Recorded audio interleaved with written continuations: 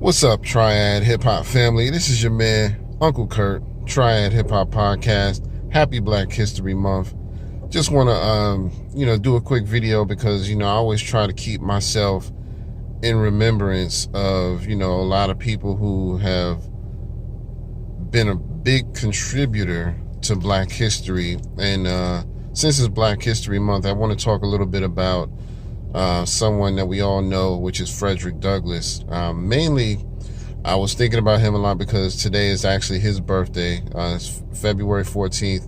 Now, there is a history behind that, but we'll get into that more a little bit later. But, happy birthday to Frederick Douglass. And let me just kind of talk to y'all a little bit about his contribution to Black history and to America in general. So he was actually born Frederick Bailey, and he was born in 1818. Now, because he was a slave when he was born, he was never actually given accurate records of his age and his birth and all that, the accurate dates or any of that. So that's what's the thing is about his birthday. So, his parents, he had a black mother, but he had a white father, So his mom was probably, raped by his slave master, that sort of thing, because there were no legitimate interracial relationships at that time. Everybody frowned upon that. So, they would say they hated our people in public, but secretly they wanted all of us, you know what I mean? Especially the women. So most likely his mother was raped by his slave master. Now, he was separated from his mother shortly after he was born. That was a pretty common practice back then, so that they wouldn't get too close to each other. So he went to actually live with his grandparents. And his mom actually wound up dying by the time he was about 6 years old, somewhere in that area. Now, like I said, he was raised by his grandparents, and they lived on a plantation in Maryland. He was secretly taught to read by the wife of his slave master at that residence. So, that's how he started to get educated, because the wife, I think, felt a little compassion about him and decided, I really want to teach him something. And it probably, made her feel better as a human. Sometimes you always had somebody who was a little more compassionate than the average one back then. So anyway, the husband, slave master at that time, found out that the wife was teaching him how to read. So he told her that she needed to stop. And so she did, because of course she didn't want to get in trouble. You know what I mean? She didn't want to, have no problems with the husband. That's more important to her than, doing that. So by this time, Frederick Douglass knew a little bit more. So what he did was, instead of waiting on somebody else to help him learn, he started learning in secret by himself. He would pay attention to what the white kids were reading, and he would read stuff like the newspapers and stuff like that to kind of help himself learn more and more. So that's how he continued his education. Now, as he grew up, he was eventually introduced to the abolitionist movement. And that was a group that was trying to end slavery during that time. And so I guess during maybe around his teens, he got introduced to them. And he ended up making his own daring escape in September of 1838. So he went to New York, and then after New York, he went to Massachusetts.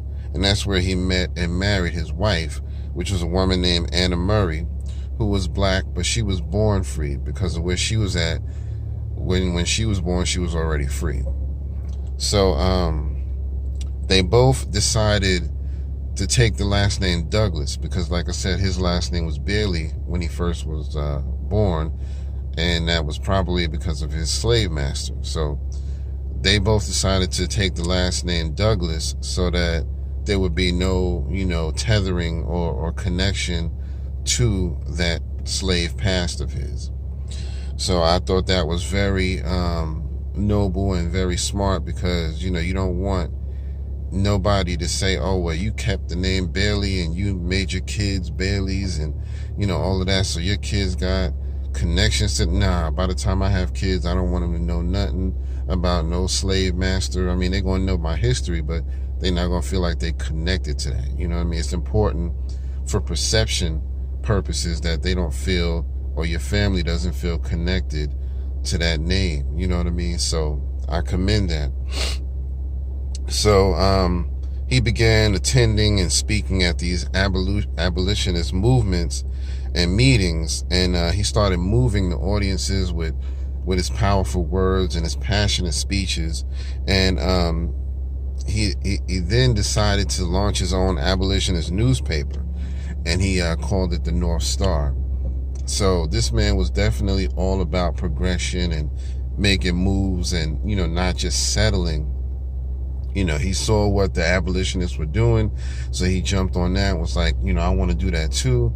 I want to help end this stain on America that we call slavery. And so, then he went on to making speeches. People loved what he said, and then he went on to the newspaper. He made his own newspaper called the North Star, specifically to support the abolitionist movement. So I really, really commend that, you know what I mean? Because that's what we need when it comes to leadership. You got to be willing to keep moving forward and getting better and better and making some sort of advancements in your life. So I really like that about him. Now, in 1845, he wrote the first of 3 autobiographies about himself. And he called this one The Narrative of the Life of Frederick Douglass. It ended up being a bestseller. You know what I mean? A lot of people just wanted to know his story and where he came from, because a lot of them where he was at were born free, and they didn't really know about that. You know what I mean? So the book, it kind of enlightened a lot of people about the life of slavery, and inspired other people to even fight to end slavery, because, now that you got this voice, kind of encouraging you and showing you, hey, we need to do something different. It's not all about what you got going on up here. Think about these people who are still down there, who are still in bondage and still can't get out, and they're still being treated like this. And a lot of people just didn't know. They didn't know it was that bad. So eventually, let me say this, because he was actually, since he was still considered a runaway slave, he was still in danger of being caught and taken back to slavery. So a bunch of his fellow abolitionists kind of raised some money to help actually buy his freedom. So they actually did do that. That way he wouldn't have to worry about, oh, if I get caught, I got to go back down south, where I came from.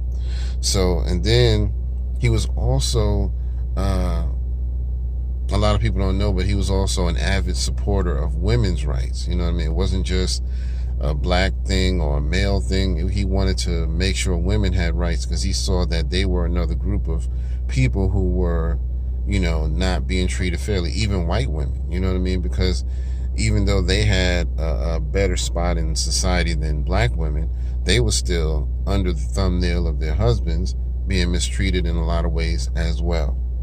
So he was actually a big supporter of women's rights. And in 1848, he actually attended a famous first convention that discussed women's rights. And so, that lets you know right there that he was really trying to make advancements in that area as well. So, I really like that about him.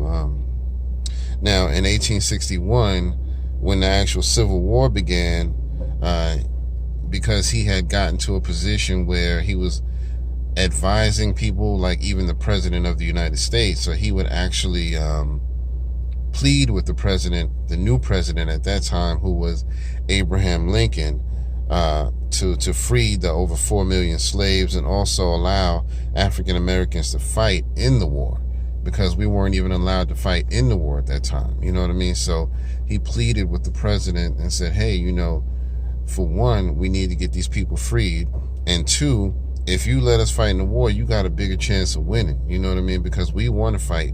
Even though we've been treated like pure shit, we want to fight. We want to make this right. We want to help so that this is a successful battle. You know what I mean? And so that actually was part of the bigger reason why, Abraham Lincoln actually freed the slaves, because he had people like Frederick Douglass saying, look, we need to make this happen. Not threatening him, I mean to shake my fist, but I'm just saying he was just like, come on now, this is the right thing, you got to do it. Because I mean, as much as we give Abraham Lincoln credit, he didn't really want to do it. You know what I mean?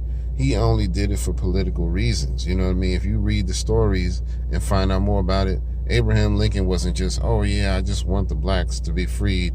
In some ways he did, but in most ways he actually didn't. It was more of a political move for him. So, that's why that happened. But, as far as Frederick Douglass's birthday and everything, since he didn't have accurate records, he would try asking, some of his slave masters, because since he had been around to different slave masters, he would sometimes ask them, hey, do you have the records of my birth? And because he was very inquisitive, he wanted to know this stuff. And they would always say, well, I don't know. I think it was around 1818. I'm not sure. So he kind of just went with it, so he went with 1818 as his year of birth. And they would always tell him that his birthday was sometime in February. And since he didn't know the accurate date, he decided to go with February 14th. And so that's why we celebrate his birthday today, which is February 14th, also Valentine's Day. So as much as love is in the air, freedom is also in the air. You know what I mean? Put up a black fist for that. And, let's never forget people like Frederick Douglass who did a lot to end slavery and to fight for what was right. And think about that when you enjoy the luxuries that you enjoy as a person right now in this day and age. No, everything's not perfect, but there's a lot of luxuries that we enjoy that we wouldn't have if it wasn't for people like him opening the door and basically kicking down the door. So that's my, rant for the day. Just wanted to say that. Happy Black History Month. Happy birthday to Frederick Douglass. And, I really appreciate y'all listening. Tune in for more stuff like this throughout the month of Black History. We'll be doing more stuff that kind of uplifts and gives you some information that you may not have known. And if you did know, that's what's up. You know what I mean? So thank you for checking me out. This is your man Kurt, Triad Hip Hop Podcast. I'll see y'all on the next one, all right? Peace.